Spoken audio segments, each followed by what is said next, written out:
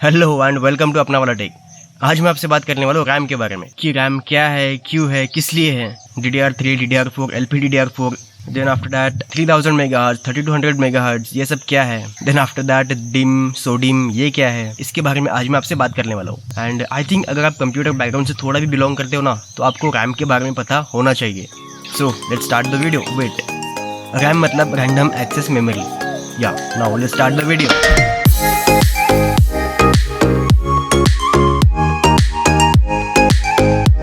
Simply RAM का काम है डेटा को स्टोर करना।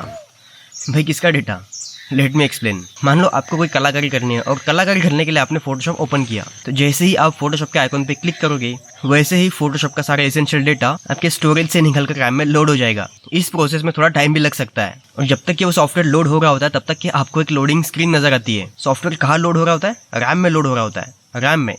और जैसे ही फोटोशॉप लोड हो जाता है तो आप उसमें एक फोटो लोड करते हो ताकि आप उसमें कोई कलाकारी कर पाओ। तब वो फोटो भी स्टोरेज में से निकलकर रैम में लोड हो जाती है। एक बार सब कुछ लोड हो जाए तो कुछ टूल्स का यूज करके आप अपने फोटो पे कुछ कलाकारी करते हो, और जब अपनी कलाकारी पूरी हो जाती है तब अपन उसे सेव करते हैं, और वो सेव हो जाती है अपने इंटरनल स्टोरेज में।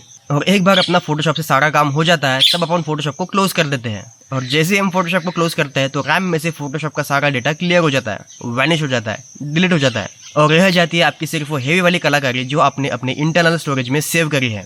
आई होप आपको समझ में आया होगा कि रैम का काम क्या है। सिंपली अगर मैं आपको बताऊँ तो रैम का यूज होता है डेटा को टेम्परेरीली स्टोर करने के लिए, और डेटा रैम में तब तक रहता है जब तक CPU को उस डेटा का काम है। जैसे ही उस डेटा का काम पूरा हो गया, रैम में से वो डेटा क्लियर हो जाता है ताकि हम दूसरे काम भी कर पाए। That's why. एक रियल लाइफ एग्जांपल देता हूँ। मान लो आप अपने टेबल पर कुछ किताबें, पेन, पेंसिल निकाल कर कुछ पढ़ाई कर रहे हो, तो इस केस में टेबल हो गया रैम, जहाँ पे आप किताबें स्टोर करते हो वो हो गया स्टोरेज, और आप हो गए प्रोसेसर यानी CPU। तो आपके पास टेबल यानी रैम है, दैट्स वाई आप अपना काम इजीली कर पा रहे हो। और मान लो आपका टेबल छोटा है जहाँ पे सिर्फ 2 किताबें रख सकते हैं, और आपको मान लो तीसरी किताब भी रखनी है, तो आपको पहली किताब वहाँ से हटानी पड़ेगी, तब जाके आप वहाँ पे तीसरी किताब रख पाओगे। और आपकी जितनी बड़ी रैम रहेगी, आई मीन जितना बड़ा टेबल रहेगा, उतनी आप उस पर किताबें रखकर अलग अलग किताबों की पढ़ाई कर सकते हो। तो ऐसा कुछ रैम के साथ भी है।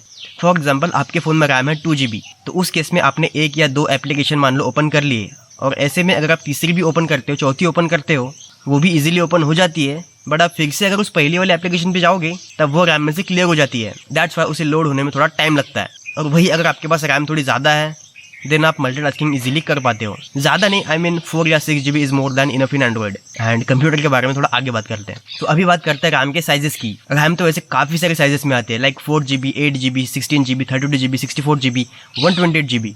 आई मीन काफ़ी सारे साइजेस में रैम आती है। बट एक्चुअली में हमें कितने रैम की जरूरत होती है? अगर मैं मेरी बात बताऊँ तो मैं 8 GB रैम वाले सिस्टम पर photo, video editing, 2D animation, 3D animation, ये सब चीज़ें बिना किसी दिक्कत के कर सकता था।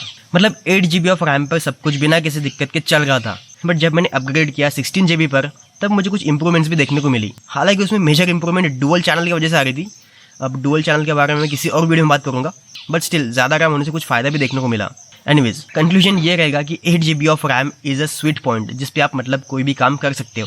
8 GB ऑफ रैम पे Android studio, video editing, photo editing, 2D animation, 3D animation, ये सब चीज़ें कर पाओगे। एक्चुअली ये सब मैंने प्रैक्टिकली किया है, that's why I was saying that. अब मैं ना एक डेडिकेटेड वीडियो लेके आऊँगा जिसमें मैं बात करूँगा कि actually how much RAM is required, because मैंने 256 MB वाले सिस्टम से लेके तो 16 GB तक के अलग अलग सिस्टम्स ट्राई किए हैं। तो उस वीडियो में ना मतलब हवा में बात नहीं होगी, जो भी बात होगी सब प्रैक्टिकल बेसिस पे होगी। सो उसमें मैं अपने एक्सपीरियंस के बेस पर ही बात करूँगा। बट इस वीडियो में जस्ट बेसिक्स ऑफ रैम। सो जब भी हम कोई PC बिल्ड करते हैं या फिर कोई लैपटॉप लेने जाते हैं तो उसके स्पेसिफिकेशन में हमें दिखता है 8 GB, DDR4, 32 मेगाहर्ट्ज या फिर 300 मेगाहर्ट्ज, आई मीन 3000 मेगाहर्ट्ज। सो ये सब DDR3, DDR4, LPDDR4 वगैरह ये सब क्या है? अब ये बात हमने कई बार सुनी है कि टेक्नोलॉजी तेजी से आगे बढ़ रही है। सो बढ़ते समय के साथ रैम भी स्पीड, इफिशियंसी एंड कैपेसिटी के मामले में आगे बढ़ती जा रही है। सो एक ज़माने में DDR1 रैम आई थी जिसका पावर कंजम्पशन ज़्यादा था, कैपेसिटी कम थी एंड स्पीड भी कम थी as compared to today's DDR4 RAM. उसके बाद DDR2 रैम आई, देन उसके बाद DDR3 रैम आई, देन उसके बाद DDR4 रैम आई। सो जैसे जैसे हम आगे बढ़ते हैं रैम की स्पीड बढ़ती है, इफिशियंसी बढ़ती है एंड कैपेसिटी भी बढ़ती जाती है। सो शॉर्टली हम बोल सकते हैं कि DDR4 is better than DDR3, DDR3 is better than DDR2। And जहाँ पे एक हाई एंड DDR3 रैम की परफॉर्मेंस खत्म होती है, वैसे एक बेसिक DDR4 रैम की परफॉर्मेंस शुरू होती है। बट स्टिल ये सब तो थ्योरेटिकल बातें हैं, प्रैक्टिकली इतना ज़्यादा डिफरेंस देखने को नहीं मिलता। बट हाँ, अगर गेम्स खेलते हो और आपके पास डेडिकेटेड GPU नहीं है तो उस केस में ज़्यादा फ्रिक्वेंसी वाली रैम हेल्पफुल साबित हो सकती है। एंड इस टाइम पे अगर आप कोई PC लेते हो तो आपको सिर्फ DDR4 ही देखने को मिलेगा। I was talking in 2021।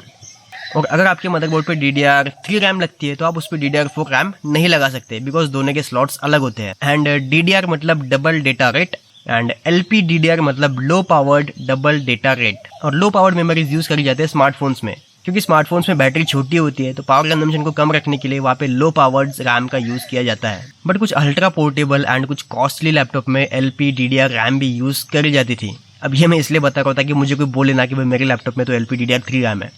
Anyways, and 3000 megahertz, 3200 megahertz, 4000 megahertz, ये सब बताते हैं रैम के स्पीड के बारे में।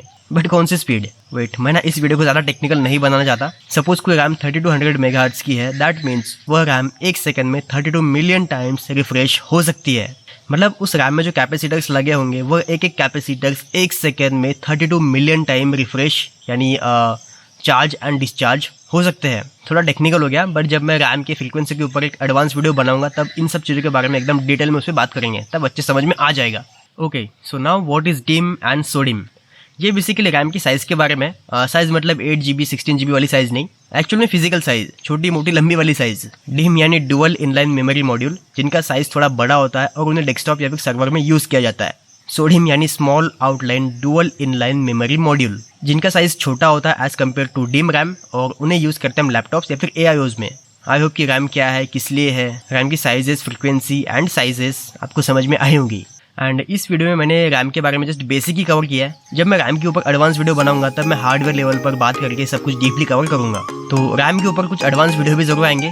तो आपको भी अगर PC एंड टेक कंटेंट में इंटरेस्ट है तो आप मेरे चैनल को सब्सक्राइब भी कर सकते हो। अगर वीडियो आपने यहाँ तक देखा हो तो लाइक जरूर कीजिएगा। मैं मिलता हूँ किसी और वीडियो में किसी और जबरदस्त टॉपिक के साथ। तब तक के लिए goodbye and thanks for watching.